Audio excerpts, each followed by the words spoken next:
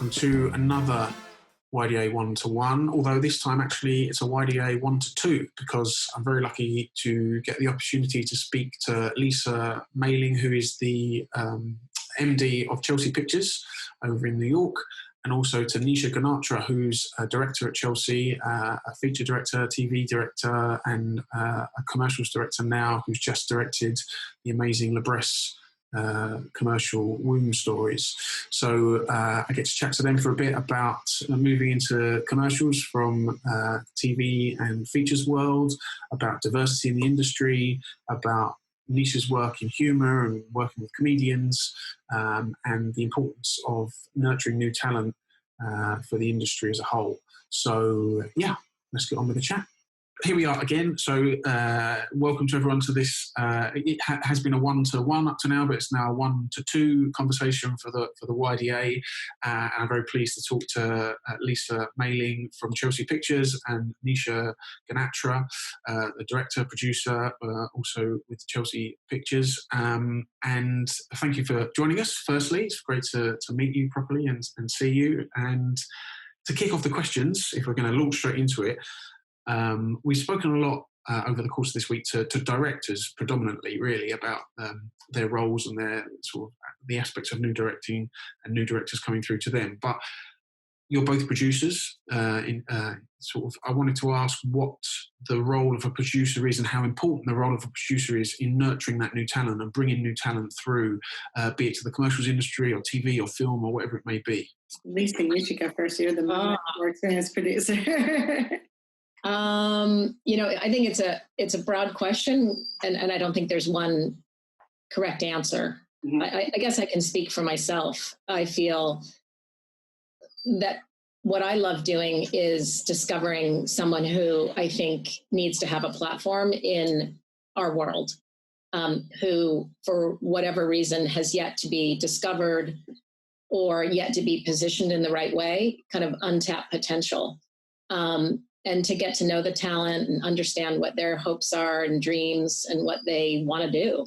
And to really come to understand what it is about them that appealed to me. And chances are their work will appeal to someone else. And just to package that up and then to very selectively go to creative decision makers and tell them why I think a talent is special and why I'd like for them to be aware of them. And then just start a partnership, really. It might happen really quickly, as it has for Nisha, or some directors, it'll take years. But, keeping a through line with some of the creatives and producers who we're in sync with, and just finding an opening for the talent as they're coming up. And how hard has that become, or more easy over the years to do that? There, obviously there's so many directors out there, and anyone essentially with a phone and a laptop is a director if they want to be. So does that make your job and the job of a producer easier or harder, or a bit of both?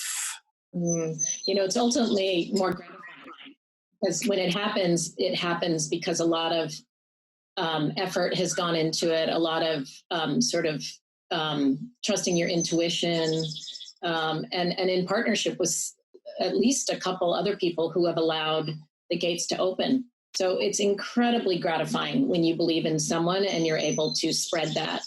In the case of Nisha, while she was new to advertising, she is so accomplished in film and television as both a director, but a writer, a producer, and even an actress. And so, her story is very special. And so her, our ability to have her land at top agencies such as Droga and Wyden happened immediately. They understood. And then now with her directing Libresse, which puts her on a global platform, I think Nisha will be a case study in how fast it can happen if you are the right talent.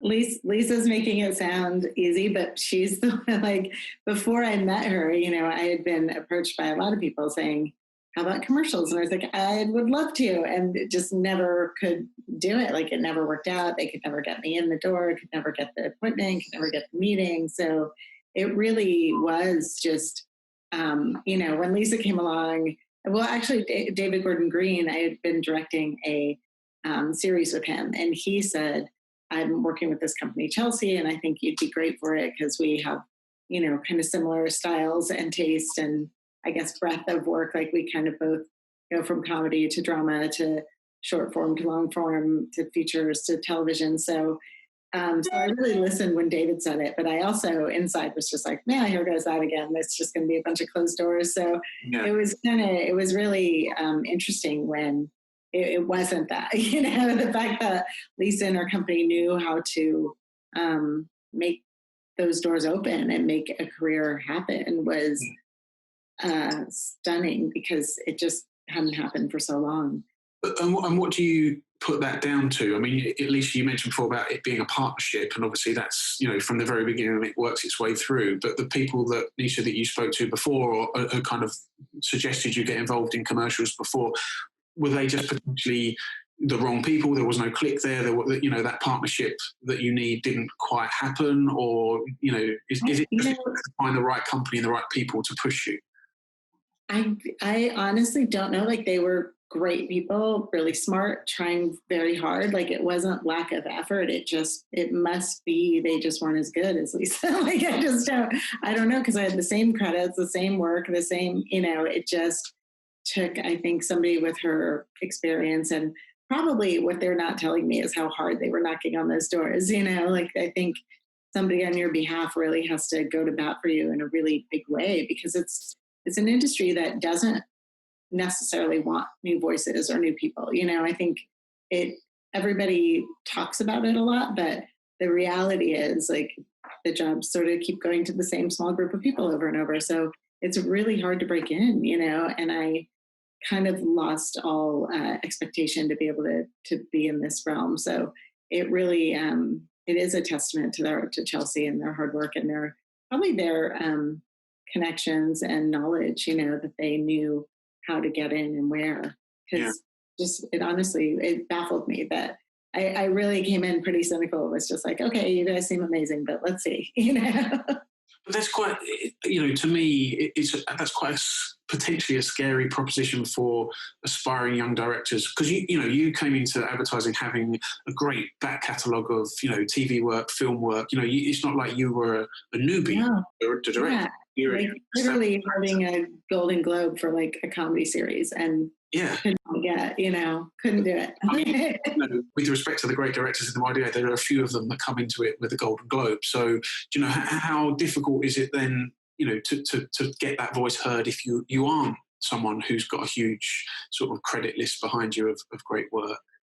Yeah. You mean for young directors who don't have film and TV? Yeah. Mm.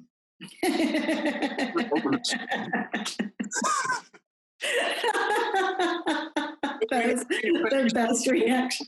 Yeah, all the guys and girls that enter work into the YDA are brilliant. The work that wins there is fantastic. Across a different spectrum of platforms and types of work. But there's 20 winners on the night. How hard is it for those 20 people to kind of push through to that next level and make it? Because Nisha's right, there is a kind of top tier of people that everyone kind of goes to. They're brilliant at what they do, so understandably they go to them, but it's really hard to break into that top tier. So how hard is it to break even into the tier below that?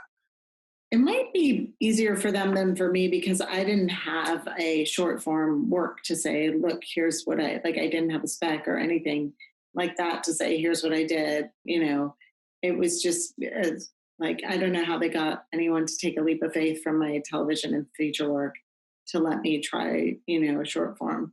So it might not be as hard I just don't want to be out there being like, it's pretty impossible. It might be easier if you have a really great spec that you did. Those sort of prejudices then are still involved in that.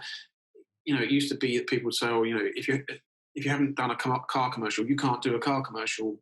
it's that vicious cycle of, well, if you don't. Yeah, I mean, that's the cycle, right? And that's what keeps new people out. And that's what keeps, historically underrepresented people out. Because even now, like, I'll be up for things and it'll come down to me and the person who's done it before, and it goes to the person who's done it before. And I'm like, why, how we break that cycle is really going to come from the people, the decision makers in that case. And I get it. There's a lot of money in advertising. There's a lot of fear. There's a lot of people whose jobs are on the line if they say, let's try this new person. So it's not a system set up to encourage people to take risks and then to reward them for those risks. Yeah. Yeah. So how did you break into the, obviously I know how you got into advertising, but how did you break into directing? What was that route for you?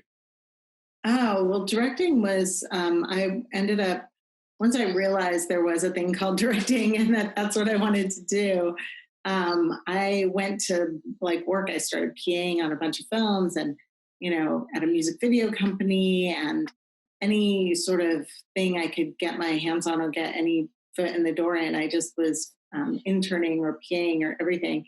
And then I started honing in on, I want to be the director. And I couldn't figure out, it didn't seem like you could work your way up to being a director. Like every other job on the set, you could advance to the next level until you were the AD or the producer or the UPM. But I couldn't figure out what's the path to directing? It seemed like they always flew in the director from some super secret location and then they moved on. And I was like, how is that? Who is that? And then I kind of figured out that super secret location seemed to be film school. So I applied to NYU Film School because it was the #1 film school in the country. And when I got in there, then I thought, okay, now I know some people in the film industry because this is the film industry, right? And then we're all going to go into it together, and these will be my colleagues, and I'll have some connection somewhere because I'll have gone here. And so that was really the big plan, and it worked. It really was fantastic experience for me. I didn't know anyone in the industry and had no way of getting into it. And that school really provided that for me, instant colleagues, instant community. Once you get into the world, you're all working together. I still send my rough cuts to my classmates and ask for their notes. And it's a really amazing. And I think David went to NYU as well, right? Isn't that the... No, he's North Carolina. Oh, he's North Carolina. Yeah. He's revamped himself as an NYU person. Now, David and I met actually at a film festival. So my first feature was playing at a festival, and his first feature was, and we met on the train going up to the festival together. Oh, wow. Which is pretty awesome. Long-standing partnership then. That's good. Yeah.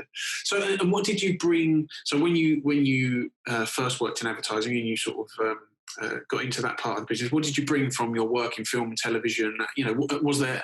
It sounds stupid in some ways. Was there much crossover? Obviously, it's directing, but what sort of elements could you take from one to the other that helped you?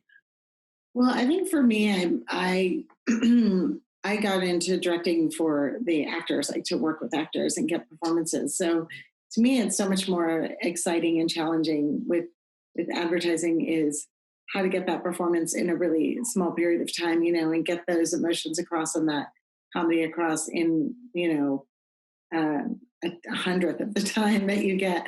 So I feel like a lot of directing television came to play because in TV, you're moving really fast. You have all kinds of different styles of comedy that you're working with, that you are trying to get so many real performances from people who are all from different groups, So sometimes you have an ensemble cast, sometimes you have one person, sometimes you have 3 people, and they're all operating at different levels. So to me, it was kind of that fun of directing television and getting performances that is really challenging and fun in commercials.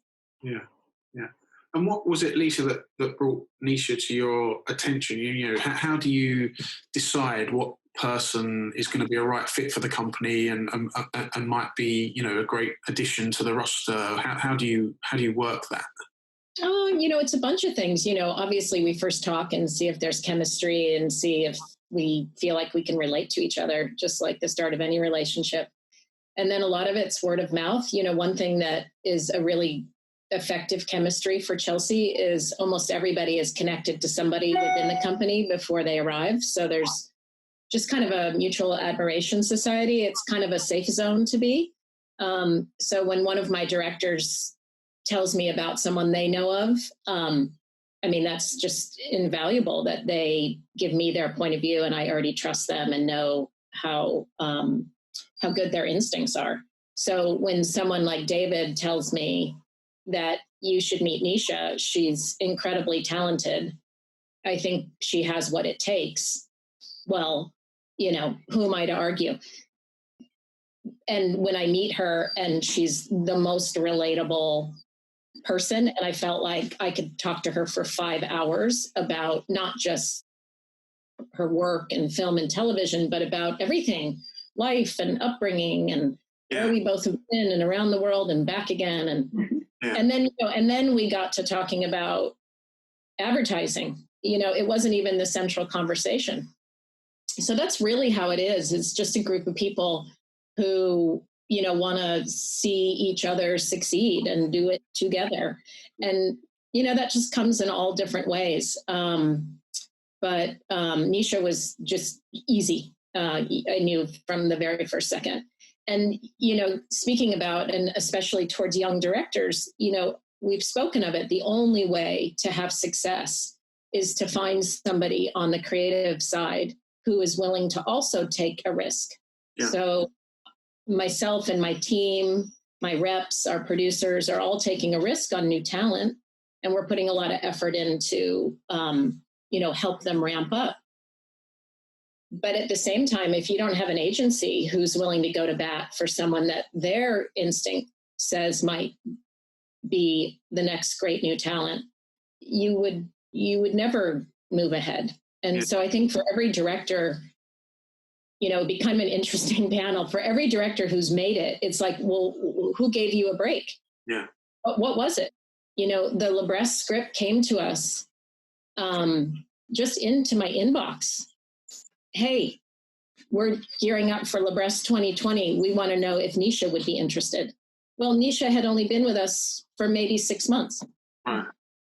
And so equally, the, you know, AMV team they know their shit. They were looking. They know they have the best campaign of the year on the table, and they're out looking for who they want to work with.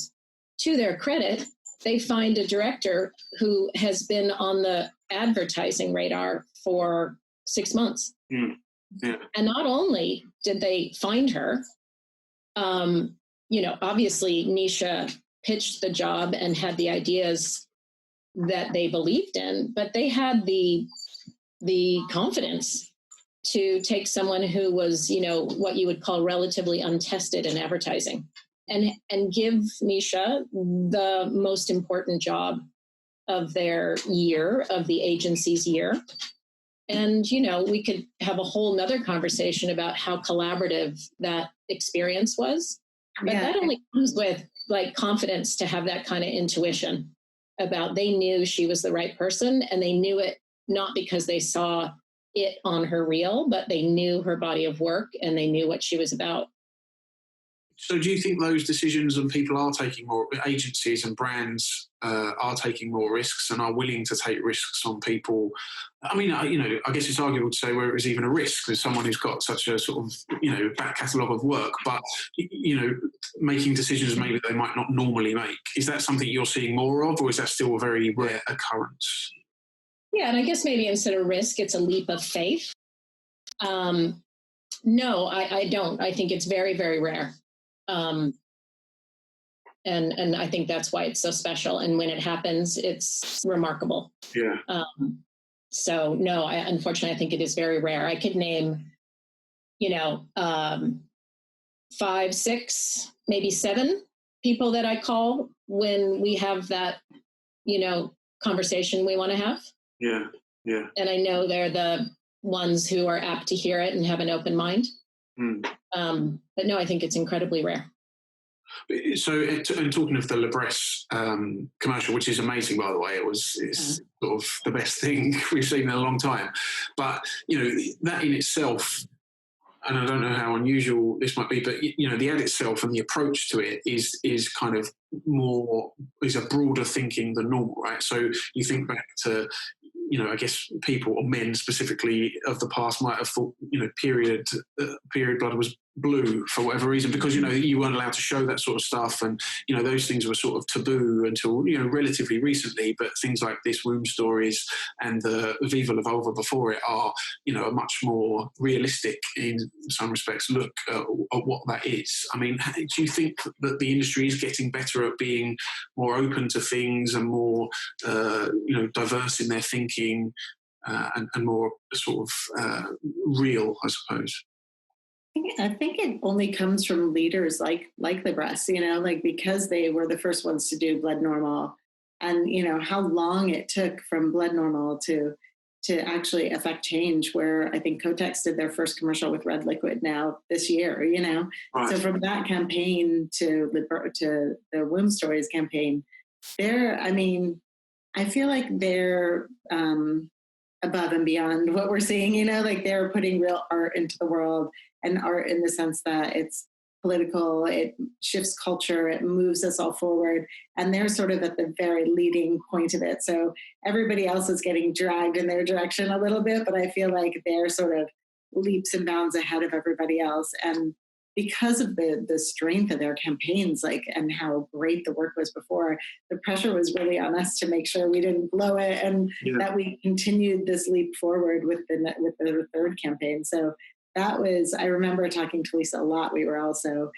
we were such fans of their other work that we couldn't be the ones that blew it. We were just like, please, please, please let this come out amazing, because we cannot be the people who are like, oh, that's all done and ended now. What was it like working on that? Because, it's very, there's lots of different styles in there. It's, what, 3 or more minutes long. It's not like a normal commercial. So, what was the process for you like, and how did you approach it? Yeah, it was incredible. We approached it like we were shooting 7 different little films, and they weren't so little, it turned out. But it was really my favorite thing about our art is that it is collaborative. I know everybody pretends that there is a director and it's their vision and everybody else is serving that, but it's truly not that. You're not as good.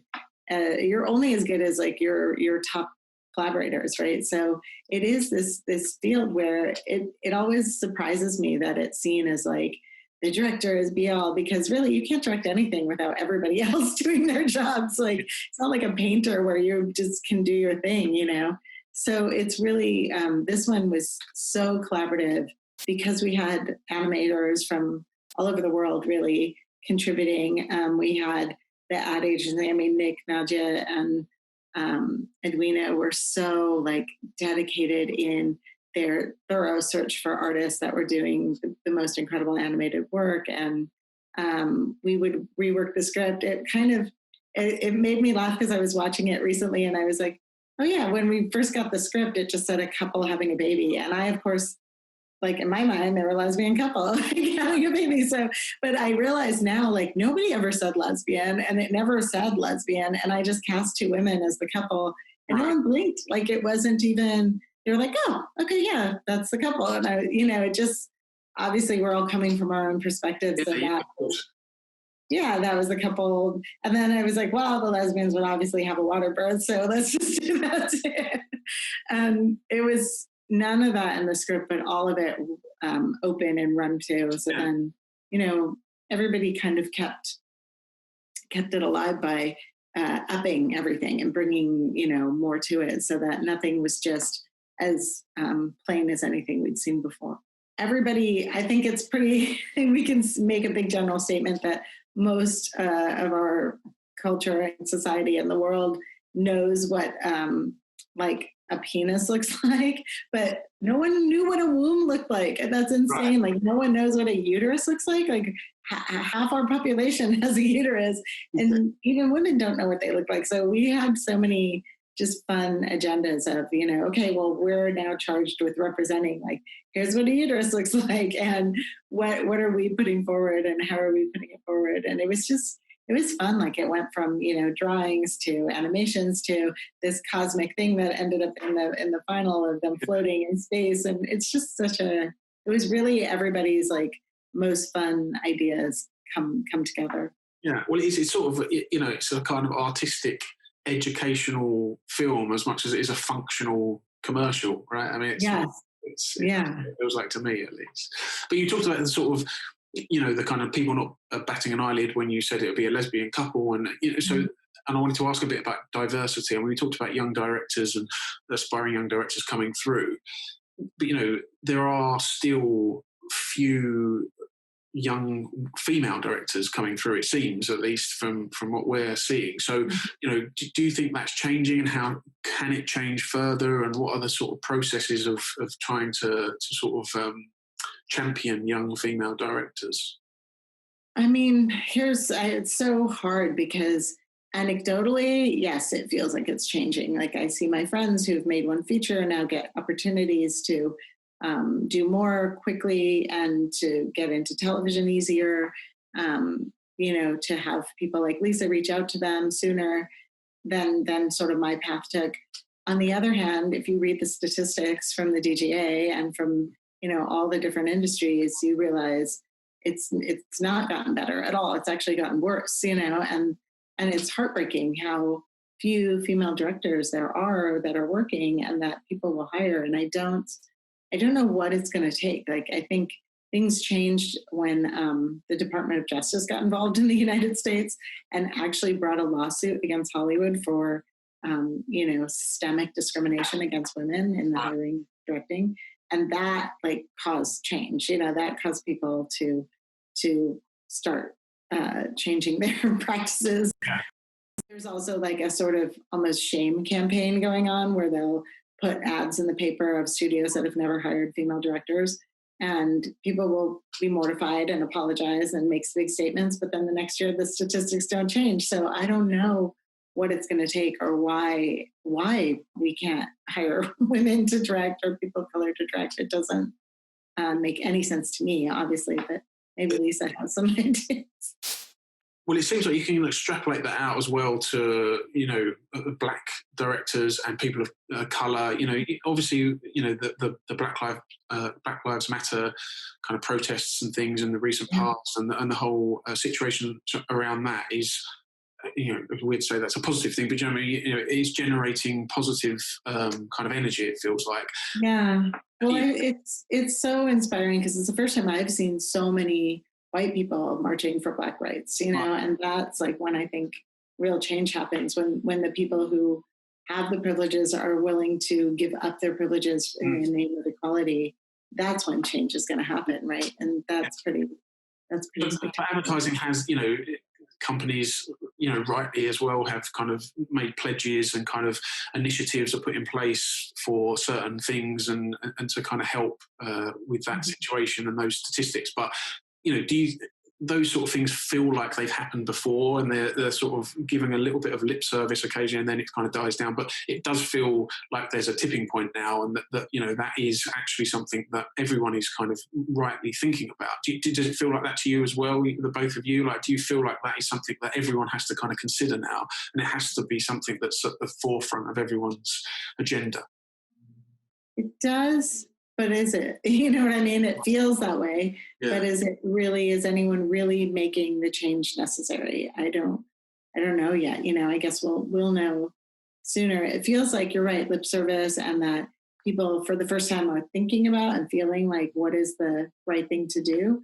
But it's a strange thing that if you're not in it, right? And I think most of the executives in advertising are white, and so how to increase that empathy for an experience that you don't have, I don't know how to, I was talking to a close friend of mine, she's Black, and I was realizing hey, you know what? I only had a taste of this when our country was debating gay and lesbian rights. When I saw the national news and the conversation talking about whether I had the right to get married or not, it was a bizarre, awful feeling. It's a horrible thing that you're just living your life, walking through the world, thinking we're all people. And then all of a sudden the country starts debating whether you have the right to do something or not as a person, and then the debate shifted to, do I have the right to adopt a child or not? And then Florida passed a law where they could actually take away children from gay couples that adopted. And you feel, I can't even describe the feeling of how separate, how scared, how inhumane that you're feeling when this conversation is going on in the country. And it was about getting married. So the fact that the saying is "my life matters," that Black people have to say "my life matters," like that's the saying, and like the slogan is "Black Lives Matter." How basic that is, and how awful you must feel, and how outside and how horrible it is to experience an entire country fighting about whether your life matters or not is devastating, So I don't know how anybody's going to understand that or feel that if they've never had any experience of being discriminated against on some level, Yeah. But I would hope that, like, I look at the 60s civil rights movement and how things changed when white people started fighting for Black rights. And I hope that's happening. I feel like that's happening now. Like, it's very exhilarating to go to these protests and see the diversity and see the huge amount of people just standing up for what's right. But I really hope it affects change where we need it, like in the laws and how people behave, in the hiring practices. Like, it's one thing to go to the protest, but then look at what you're doing in your company. Look at those meetings, look around it, who's at the table, who's making decisions, and then change things, Yeah. And how much do you think that brands and advertising itself needs and should be involved in kind of social change? Those decisions about who gets hired or who gets cast and stuff like that comes, I guess, from the brands down. Is there much more for them to really be doing in terms of, diversification and kind of things like that, do you think? Yes. Right. Simple, to the point. That's what we like. Yeah. But what can they do? I mean, is it just a matter of they just need to be more broad-minded and, is it as kind of simple as that? Or, is it just... I think it's as simple as hiring women and hiring people of color. It's a weird, I made this film late night, and at the end of the movie, the staff is diversified, basically. And it's the only time in the movie that I used a Steadicam to do the shot, because it's so breezy and so easy. And the Steadicam gives you the feeling of simple, right? Like, this is easy. We can move, we can change, and we can change in any direction, and we can do it easily. And so it's sort of to tell you that you don't need to have committees and task force and meetings and studies. You can just do it this easily. Just hire people, and then bam, look at your whole staff changed. This simple Steadicam shot went through because you just hired some women and some people of color. So I'm hoping, because I feel like it is that easy. It's like, there are candidates who have a lot of experience, like you're saying, and it isn't as big a risk, to hire them. So we can at least start there. So I'm going to segue very clunkily now from diversification and Black Lives Matter to comedy, because sorry, I didn't know how else to do it. But so the YDA this year kind of has a theme of comedy, sort of running through the conversations we're having and the interviews we're doing. And obviously a lot of your work, Nisha, is kind of comedy-based. The film Late Night, which is a great sort of comedy film, and various other TV shows you've done. And I guess Libres in parts as sort of, humorous, out comedy. Is comedy something that you gravitate towards naturally? Is that sort of a natural state for you? And how do you kind of find the comedy and stuff?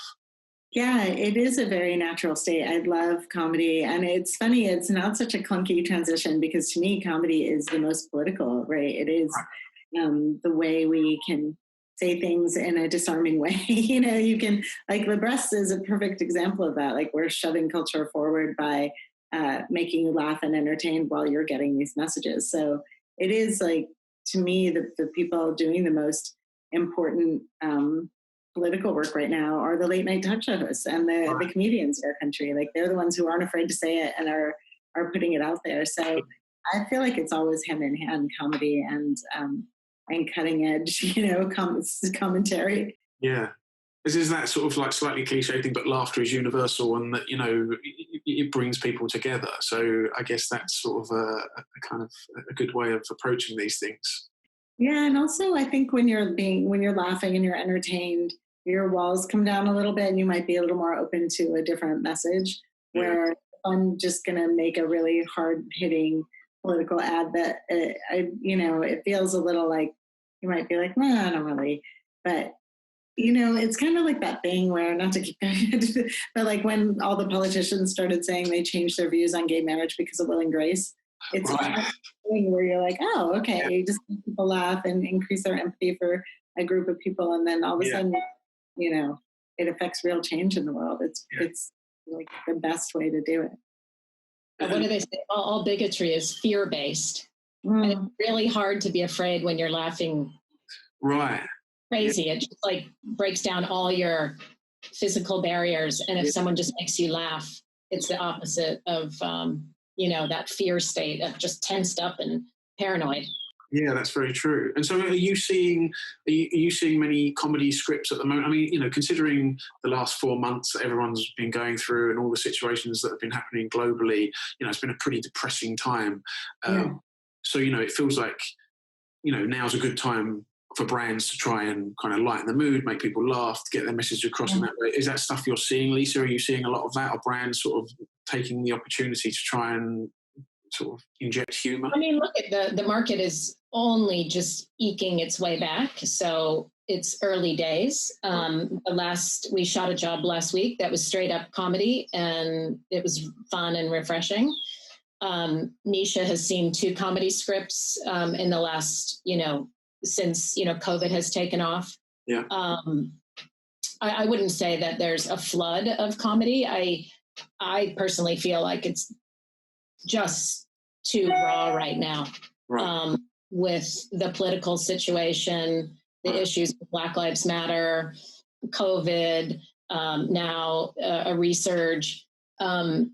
So I think we need comedy more than we ever have. And I completely agree. The late night is where you can just really just find hope that all is not lost. But I think brands are really unsure about what to say and how to say it. And I don't think many are ready to play it light just yet. But I think when they are, I think the chapter of creativity is going to explode. I think it's going to be really fresh. So I hope it comes fast. So it's back to that sort of bravery thing of, the Libres have taken the brave decision to do what they're doing. When you need kind of brands to kind of make a bit of a leap of faith to sort of say that, well, this is the way forward and, we're going to do it because we think it's right, not because it's not what everyone else is doing. Yeah. And I think connect with people in a genuine way. And I know that Nisha was the torchbearer to make sure that Libres was,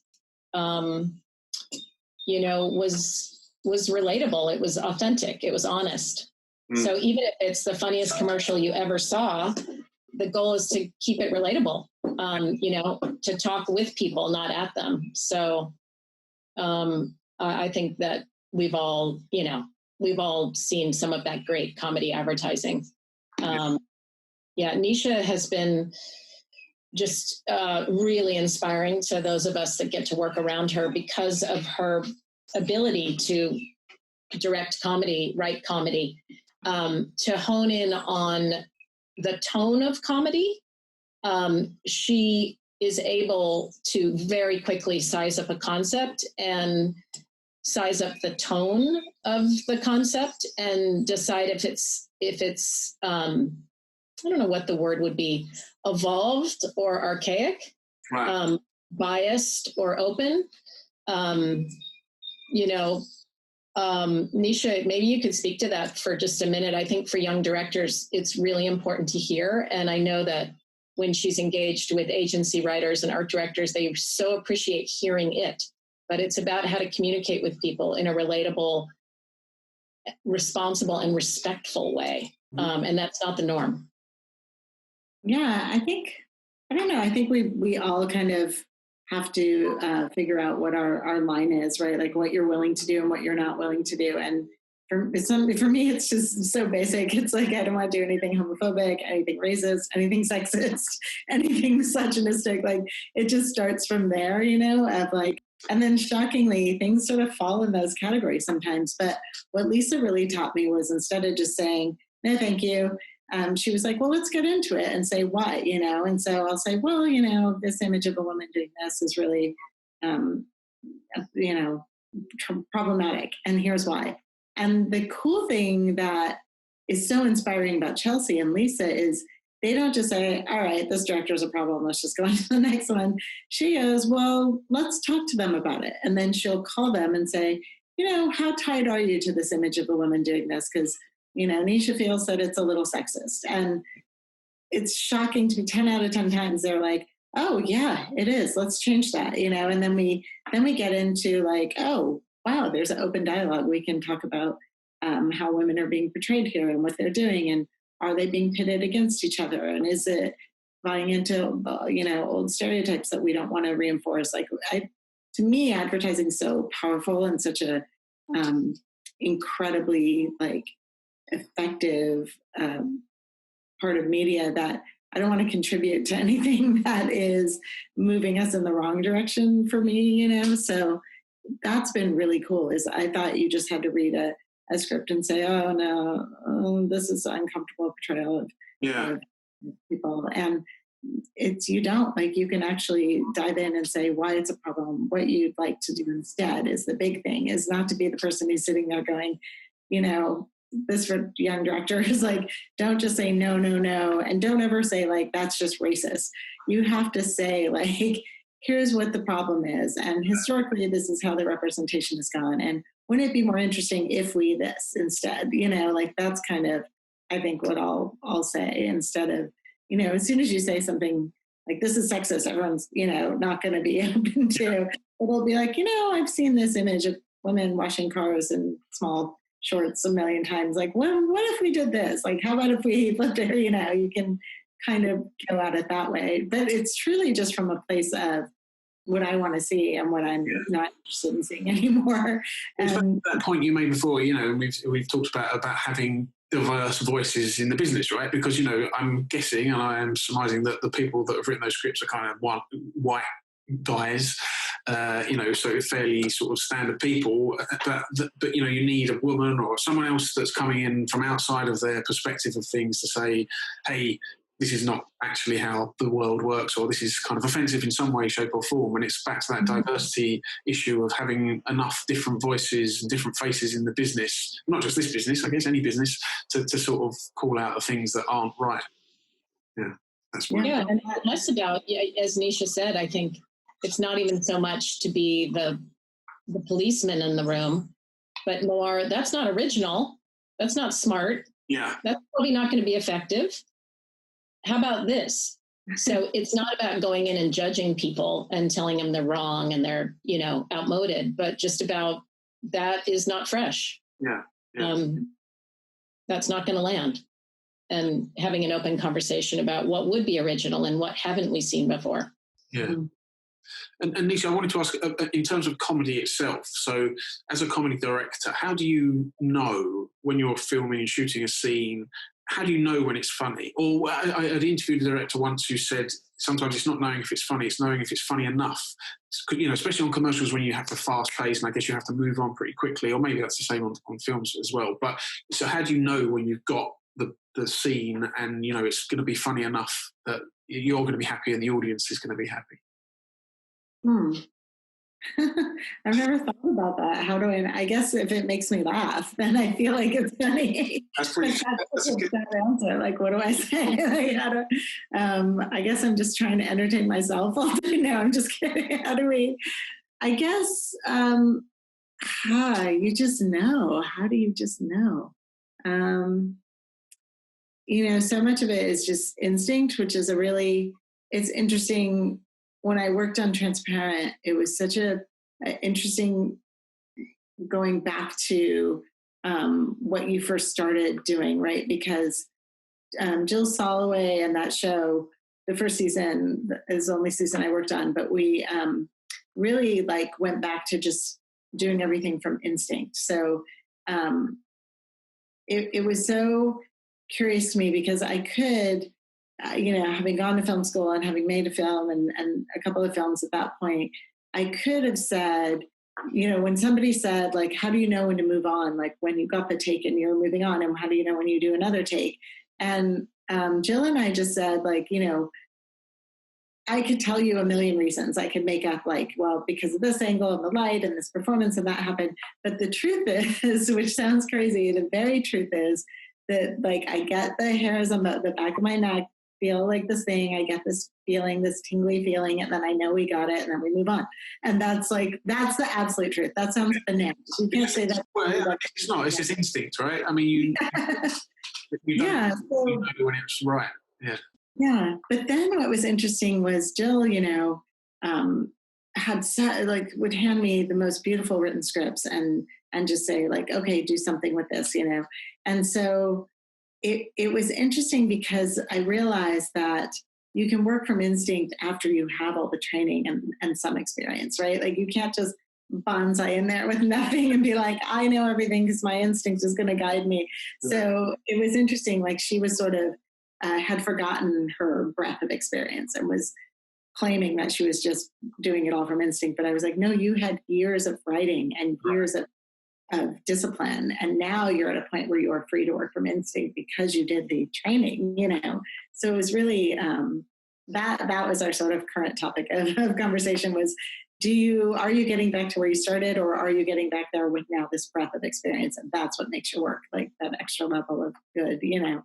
Yeah, but yeah, I mean, when I was doing the ad with, you know, the 5 top comedians I know, like there was Amy Poehler and Maya Rudolph and Amy Sedaris and Chelsea Peretti and Tiffany Haddish.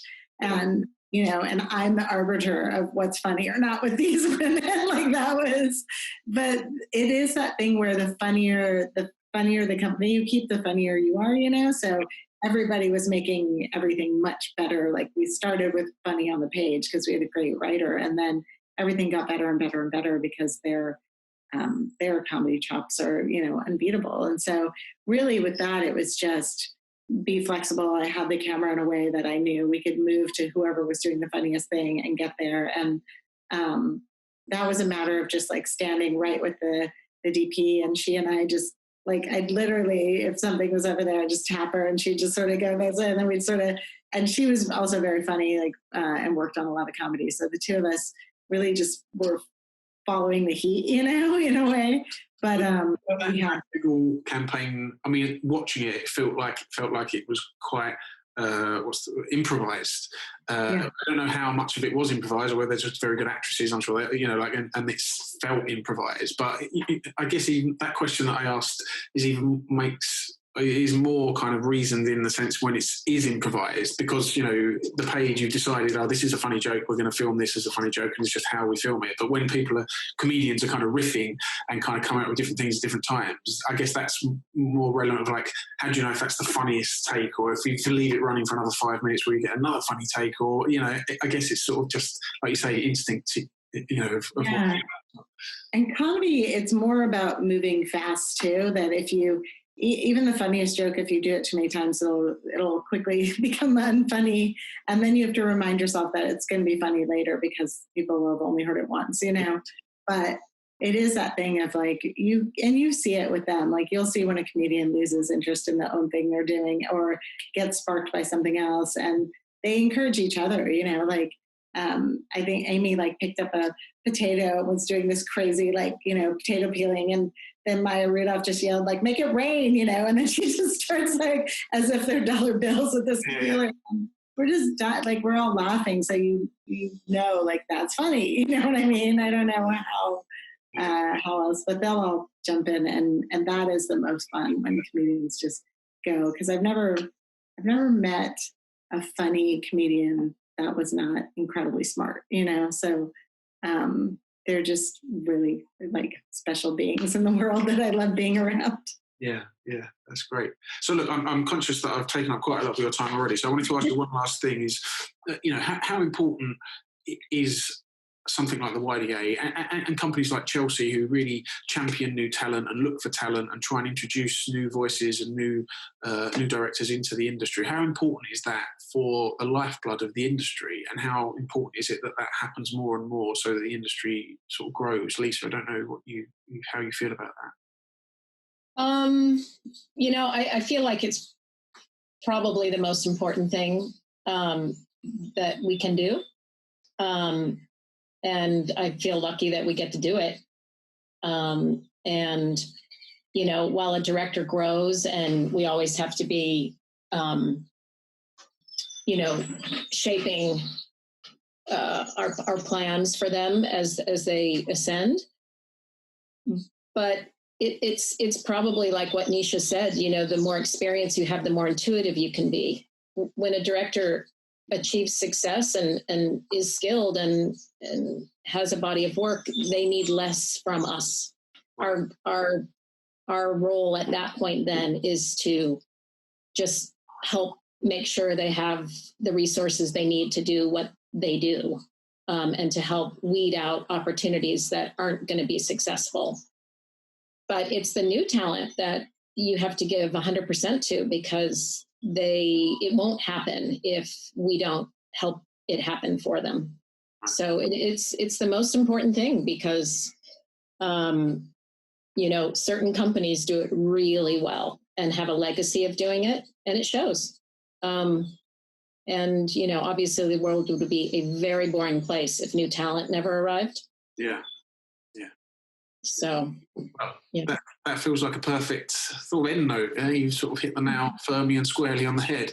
So, look, thank you both of you very much. It's been a pleasure to talk to you. It's really interesting and really insightful. I really appreciate you time. So, thank you so much. And I look forward thank you for including us. Sorry. I just said thank you for including us. No, it's been great. Thank you so much. I know it's it's relatively early over there, so you've got your whole day ahead of you. But I'm heading off to get a beer or something now. So Friday evening. So thank you very much. Really appreciate it. Take care. Okay. And, thank you. See you soon. Thank you. Okay. Bye. Bye, Nisha. Bye, Lisa.